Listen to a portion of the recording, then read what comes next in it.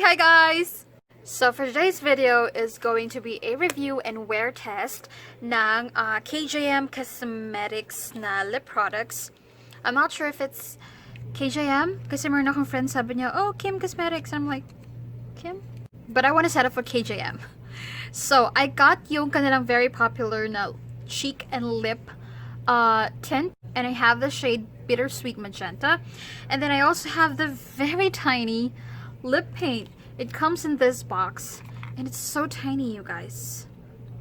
And I also have yung kanilang KJM liquid paint for the eyes, cheeks, and lips. Ito yung kanilang multi-purpose product. So I tried and did a wear test of these products the other day, actually 2 days ago. So I'm just filming the intro and extra now. So before we go to the wear test, I would just like to show you how I used these products. So let me just swatch it for you guys. So ito yung face blush in the shade Rock Candy. It is so maganda. Ito yung lip paint. Of course, the tint.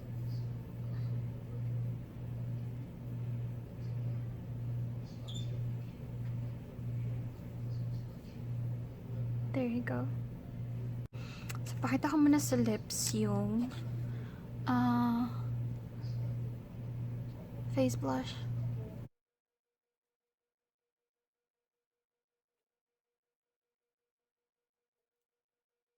This is what the face blush Rock Candy looks like on my lips. Later on, it's going to dry into a matte finish, a really beautiful finish. And napansin ko guys, this is very comparable sa BLK creamy all over paint. But for today's video, I'm going to use it as an eyeshadow.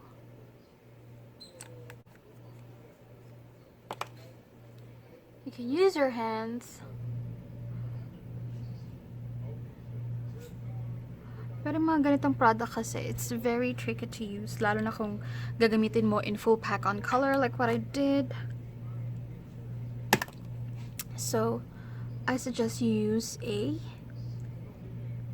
brush. An eyeshadow brush.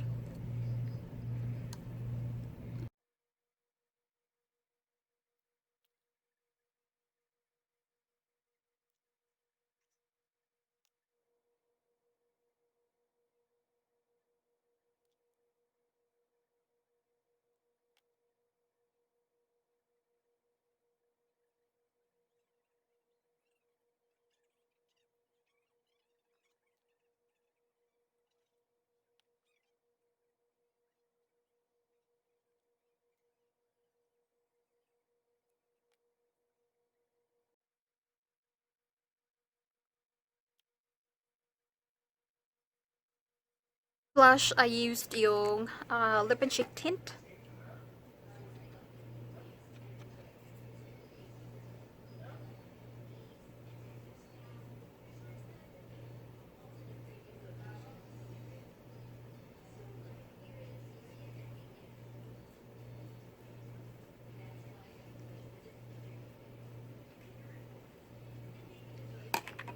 And then I'm going to use Fashion 21 Double Up Mascara.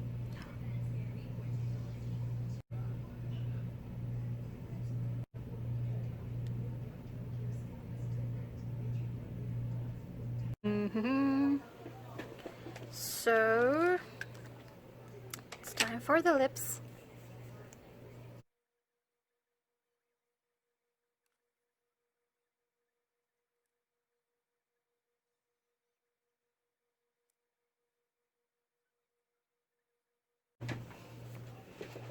Okay guys, so now that I'm done with my makeup, let me just show you the wear test that I did 2 days ago.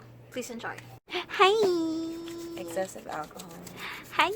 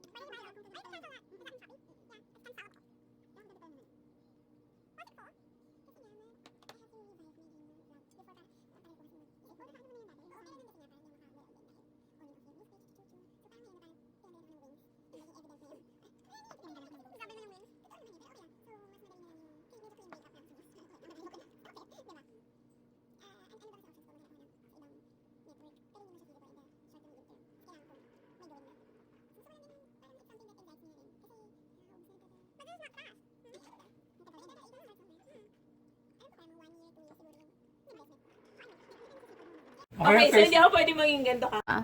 Siyempre hindi ako maging ganito. produce ba yan? I'm gonna be producing it. So, hindi pwede live, no? Hindi. Pwede Hirap. mag-YouTube live. Pwede ka mag-YouTube live. Sino manonood? Kailangan marami ka na. Kailangan you have a public Wala ka account. pa. Wala pa. Okay. I've been wanting to do it, pero di ko nga magawa. Hindi, meron ka na Tatanggal, umpisa no? before, di ba? A long Just a time. very slight, no? May Naiya parang kasi nga ako. Pero shade. pag ginalingan ka, Yun nga yung parang, ting, ting, ting. Tininining.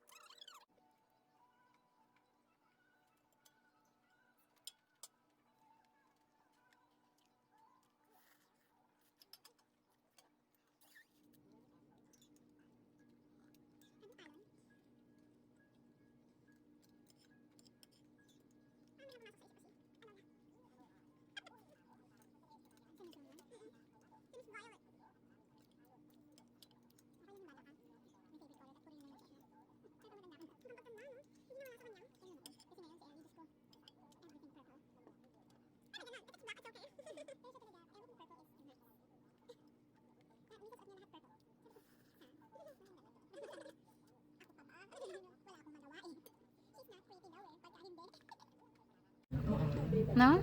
Compared dun sa iba na natatapyas talaga. Parang meron pa rin shade.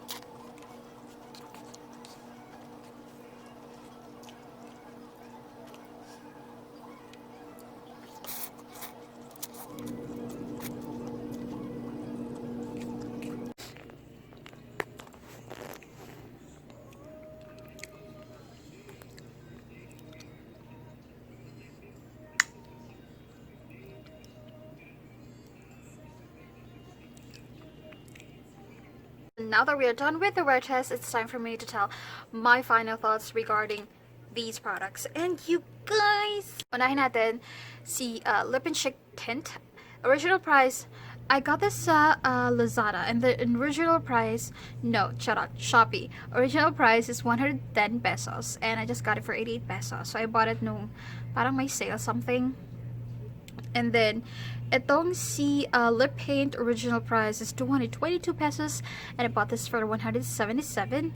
And ito namang si face blush is 249, and I bought this for 199. Anong masasabi ko sa kanila? Where first of all, itong si Lip and Chic Tint, I get it why naging sikat siya over Instagram and a YouTube channel because it's actually pretty good. It's just a very mabait na lip and cheek tint. Pag nilagay mo siya on your cheeks, hindi siya madaling mag-set. But then, of course, you have to like mix it very, very, anong tawag dito? Slowly, and don't be harsh on your skin kasi magmo-move yung foundation mo or ano mo. Kasi ako parang medyo na-move siya kasi ang tigas nung ang diin ng kamay ko, ang diin ng fingers ko kanina. So, you have to like, blend it. You have to like blend it gently on your skin. Okay siya for me. I like this. On the lips naman, I used it the day that I got the package, which is like a week ago na. And sakto lang. Wala naman siya super duper parang something really, really special. Pero okay naman siya. I liked it. Now for the face blush.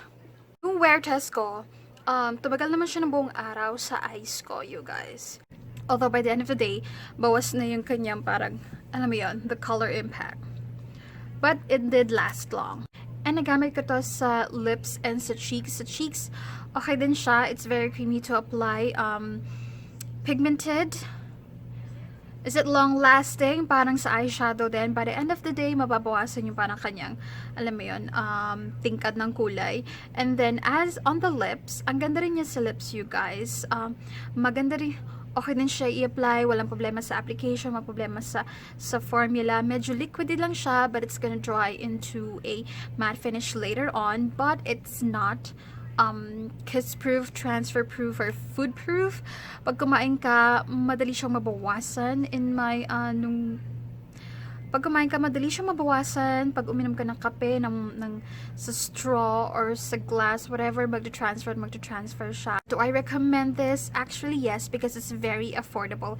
And yun nga, very comparable siya kay BLK Creamy All Over Lip Paint. So, kung namamahal lang ka doon, mahal na. Magkano ba yun? $399? Yeah. If I'm not mistaken. Or $499. No, $399. 400 pesos. Ito, nasa ano lang siya, $250. So, alam mo yun, kung namamahalan ka doon, or kung meron kang mga shades doon, hindi mo masyadong bet, you might want to go here. It's a little bit, and this is also a bit more affordable compared sa Colorette Velvet Tints. Doon siya comparable for me. And so, alam mo yun, kung medyo mahal pa rin sa'yo yung Colorette Velvet Tints, dito ka na. Now, for the, you know, sort of star of the show, dahil ito yung ginamit ko sa lips ko, this lip paint is very long wearing. Nakita niyo man sa wear test. Hindi siya like agad-agad natatanggal. Specifically this shade, yung Sherry Haze. I cannot speak for all the shades, all the colors. Ito lang na ginamit ko. And hindi siya ganun kabilis matanggal. At pag natanggal siya, it fades, you know, sort of kind of beautifully. Hindi siya yung parang tapyas-tapyas. At hindi siya yung parang may linya kang ganyan. And kapag dry siya na ganito, it is 95% kiss proof.